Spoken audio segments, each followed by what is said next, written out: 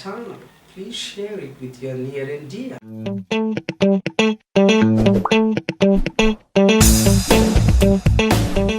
Now we are going to learn going to.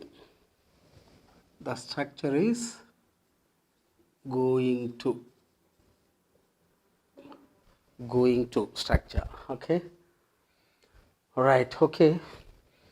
Now I want to give some details about how especially Americans use going to. Okay. Especially Americans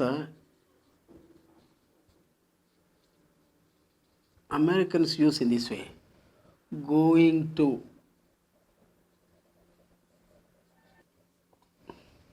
Ain't. So because nowadays um, we are sometimes influenced by American usage also. We have to learn these things. Generally Americans pronounce going to as gonna. I'm gonna do something, they say like that. And want to as wanna, they say I wanna do something like that. I am not, for example, I ain't. He's not, he ain't. They are not. Instead of they are not, they say they ain't. Has not, have not, also they say ain't. For all these words they use ain't. Okay. So this should be kept in our mind. Let's see in a detailed way. Okay. Going to. Subject is, am, are plus going to plus V1. If subject is he, she, it like that, is. If subject is I, am. If subject is plural like that, or you also, we can use are, and after that going to plus V1. And this structure especially is used, it is used to talk about something we have decided or intended to do in the future. Means we have already decided by now only to do something in future. So doing something happens in future, but the decision has been taken by now only. Okay, when we already take decision to do something in future, we use going to structure. Okay, as per that, you see, I have won a lottery recently. Recently I have won a lottery. So what I am going to do, I have already decided to do that. As I have got lottery recently, I am going to do something. What's that? I am going to buy a car. I am going to plus V1 buy. I am going to buy a car. Means shortly I am going to buy a car. Okay. This is planned or intended action. Chiru's movie was released yesterday. Chiranjeevi's movie was released yesterday. So what we have decided? We are going to watch the movie next Sunday. So we have planned for it. So we are going to watch the movie next Sunday. So in this way, for planned or decided things or intended things which are to take place in future can be used under going to structure. And second condition, for prediction. So going to structure is used for prediction also.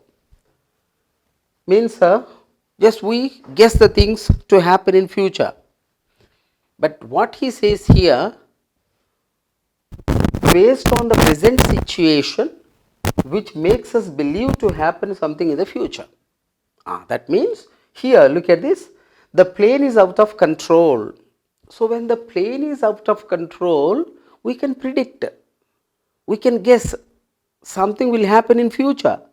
For such kind of things we can use going to structure. You see, the present situation makes us believe. What's that present situation? Plane is out of control. So this situation is making us believe to happen something. What's that something? It is going to crash. It is going to crash. Means present situation made us believe to happen something. What's that something? It is going to crash. Okay, it is cloudy. The sky is covered with clouds. So we believe that something will happen. What's that? It's going to rain now. It's going to rain now. Basing on the present situation, we are using this sentence. So this is nothing but prediction basing on the present situation. The bus is crowded. When the bus is crowded, we guess that it will not stop in the next bus stop. That's why we say the bus is crowded. It is not going to stop the next bus stop. Just we are guessing it. In this way, we use the going to structure according to two conditions. Now, let's learn how to frame questions. A car. Is he going to buy a car? And the same question if I take here, is he going to buy a car? Right, okay. Is he going to buy a car? The same yes or no type question I have taken here. Just before this, if you use what, for example, what is he going to buy? What is he going to buy? The answer may be a car. When is he going to buy a car? When is he going to buy a car? You can use even when also. When. So the possible questions are what is he going to buy? When is he going to buy? Like that you can use other possible questions also. Other possible questions you can frame. Okay. And now let us see here simple it is. Okay. He is going to buy a car. And the question is simply, is he going to buy a car? Is he going to buy a car is yes or no type question. Just before that, we can use what or when or how or where like that, which are possible. And if you want a question with who and how many people, it's quite common. Okay, common with you see, we have already seen in the case of other structures also, we use the same. Just like that. Okay, here removing this he in the statement, if you use who, it becomes a question. Who is going to buy a car? How many people? If you want to put a question with how many people, instead of is we use are. How many people are going to buy cars? How many people are going to buy cars? Like that we put questions. Okay, now negative. He isn't going to stay in America. Negative statement. The question is simply, isn't he? Isn't he going to stay? Isn't he going to stay in America? So this is a question. And the same, isn't he going to stay in America? Before this yes or no type question, if you use why, it becomes WH and how type of question. Why isn't he going to stay in America? Means what happened to him? Like that. Okay. So why? And in the same way, who? If you remove this he and use who, it becomes a question. Who isn't going to stay in America? Like that. Okay. We put questions in this way. Okay. Now we are going to learn can. So can is used in a different way. I mean different ways. So let me show you how many types can is used. Here about it. And not only that, can for giving permission. Let me give examples also. After that I'll explain to you. Okay. Can for possibility. Now okay, let me explain to you all these things. Okay. Can for possibility, can for ability, can for giving permission, can't for refusing permission, can for asking for permission, can for requests also we use, can for offers, can for making and seeking suggestion also, can't as a negative form of must also we use. Okay, here for possibility. Possibility means there is a chance to happen. For example, you see, if you learn English, you can get a job. If you learn English, you can get a job. You can get a job. There is a chance for you to get a job if you learn English. So that is nothing but possibility. There is a possibility for you to get a job if you learn English. This is about possibility. In this way, we can talk about possibilities by using can. Ability. I can speak English means I am able to speak English. I am able to speak English. So when we are showing our ability to do something, we can use a can. I can speak English. Giving permission.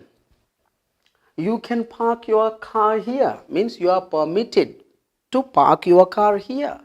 You are allowed to park your car here.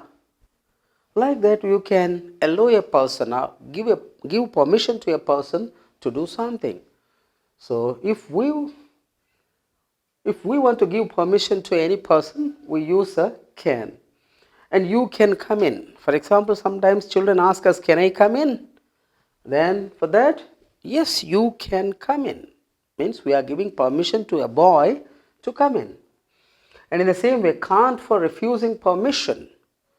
For giving permission, can. For refusing permission, can't. So, for giving permission, you can park your car here. For refusing permission, you can't park your car here. Means you are not permitted to park your car here. Means you are not allowed to park your car here. Like that, we can use can for asking for permission. Ask. You see, giving permission, can. For asking permission also, we use can. Can I use your bike? Can I use your bike? So then the response can be in this way. I am afraid you can't. I am afraid you can't. I am sorry you can't. So you can respond like that. If it is okay, can I use your bike? Certainly. Why not? Sure. Yes, of course. Like that, okay? Responses can be like that. Right, okay. Asking for permission, and that is also our now request. Can you please help me with this luggage? By using can, we can request a person also to do something for you. Can you please help me with this luggage? Can you please bring me some water? Like that, we can request people also to do something for you. And offers. Can I bring a cup of coffee for you? Means you want to offer a cup of coffee to others. Then you can use, can I bring a cup of coffee for you? Can I do something for you? Then not only that, what can I do for you? This is nothing but offer only. When you go to any shop, the shopkeeper can say in this way, what can I do for you, madam? What can I do for you, sir? So this is nothing but a part of offers. And making and seeking suggestion. Where can we buy a computer? So this is, you want to know, you seek some suggestion, you want some suggestion from the other person. When you want suggestion from other person, you are asking this question, where can we buy a computer? Then the response comes in this way, we can buy it at Chinoy Center. So for seeking permission, you are putting this question. And for making suggestion, the other person is using, we can buy it at Chinoy Center. Means he suggests to buy a computer at Chinoy Center. So for giving suggestion or making suggestion also, so for seeking suggestion and for giving suggestion also we use can in this way. And can't as negative form of must. When we feel certainly that it is not possible in the present, when you feel something is not possible in the present, just as opposite to must, just as negative to must, we use can't. I know he is very poor. I know perfectly that he is very poor. Then, so there is no chance for him. That you see, he can't have a car. He can't have a car means there is no chance for him to have a car, because as I know he is very poor. There is no possibility, no chance for him to have a car. When you realize something is possible in the present like this, just as a negative form of must, we can use can't in this way. I know he is very poor, he can't have a car. For example, he has just eaten. Just now only he has eaten, I know. And that's why here there is no chance for him to be hungry. That's why we can say he can't be hungry. He can't be hungry. So in this way we use can't in different ways. And now how to frame questions? Okay, by showing that I'll conclude this. Okay. And the question is simply by changing the order of subject and helping verb can, you can find yes or no type question. Is the question yes or no type question? So let me write again the same. Can he speak English? So just before this, if you use WH words like you see which language, what language can he speak? How can he speak English? We can use how also. How can he speak English? What language can he speak? Which language can he speak? How many languages can he speak? So you can use the WH and how type of words before yes or no type question, so that you can get some more questions. Okay. And if it is a question with who and how many people, and we have to come back to our statement and remove the subject in the place of statement and use it.